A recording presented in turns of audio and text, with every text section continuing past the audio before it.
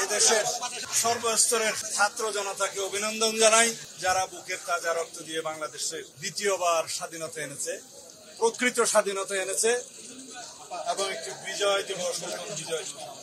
এই স্বাধীনতাকে, এই বিজয় দিবসকে আমাদের অর্থবহ করতে হবে। এই দেশে সুষ্ঠু গণতান্ত্রিক কাঠামোগুলোকে আমরা সুন্দরভাবে সংস্কার করে একটি প্রকৃত গণতান্ত্রিক রাষ্ট্র হিসাবে এই দেশের জনগণকে উপহার দিতে হবে। এই দেশের জনগণ যাতে স্বাধীনতার, গণতন্ত্রের এবং এই বিজয় দিবসের সুফল ভোগ করতে পারে, সেজন্য আমি সর্বস্তরের জনগণকে আহ্বান জানাবো, আপনারা ধৈর্য ধরুন, আপনারা শৃঙ্খলা ফিরিয়ে আনুন এবং এই দেশে যে একটি একবিংশ শতাব্দীর পৃথিবীতে একটা নজিরবিহীন ছাত্র জনতার বিপ্লব হয়েছে, সেই বিপ্লবকে পৃথিবীর সামনে দেখিয়ে দিতে হবে।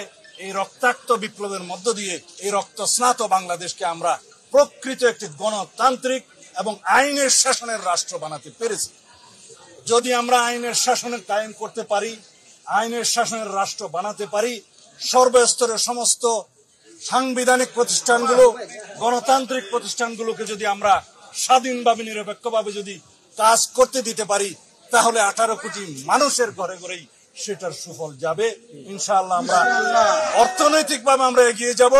এই দেশ মেরুদণ্ড শির দাঁড়া করে পৃথিবীর সামনে বলতে পারবে আমরা বীরের জাতি, আমরা রক্ত দিতে জানি।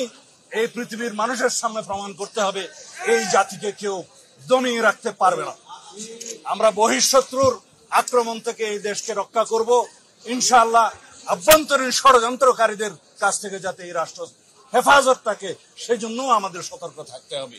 এই মুহূর্তে আমাদের সবচেয়ে বড় দরকার, আমরা সবাই ধৈর্য ধারণ করি, শৃঙ্খলা ফিরিয়ে আনি, সমস্ত জায়গায় আইন শৃঙ্খলা পরিস্থিতির উন্নতি করি এবং আমরা যেন সকল গোষ্ঠীর, সমস্ত ধর্ম, বর্ণ, দল, মত নির্বিশেষে সকলকে সমভাবে যেন আমরা সমদৃষ্টিতে দেখি এবং এই দেশের সকলকে আমরা বাংলাদেশী হিসাবে যেন আমরা তাদেরকে মূল্যায়ন করি এবং দেখি। এখানে আমরা সবাই যে ধর্মেরই হোক, যে গোত্রেরই হোক, যে বর্ণেরই হোক, আমরা সবাই স্বাধীন সার্বভৌম বাংলাদেশের সমান নাগরিক। সুতরাং কোন একক রাজত্বের জন্য, একক শাসনের জন্য, কর্তৃত্ববাদের জন্য যারা বাংলাদেশের রাজনীতি করবে, তাদের কোনো জায়গা এই দেশে হবে না। এই দেশ একক কোন ব্যক্তির নেতৃত্বে স্বাধীন হয় নাই। এই দেশ সারা বাংলাদেশের সমস্ত মানুষের মুক্তিযুদ্ধ অংশগ্রহণের মধ্য দিয়ে স্বাধীন হয়েছে। স্বাধীনতা কোনো একক দলেরও হতে পারে না, কোনো একক ব্যক্তিরও হতে পারে না। এই মুক্তি, এই বিজয় আমাদের সকলেরই, আমাদের সকলকে এই দেশকে হেফাজত করতে হবে।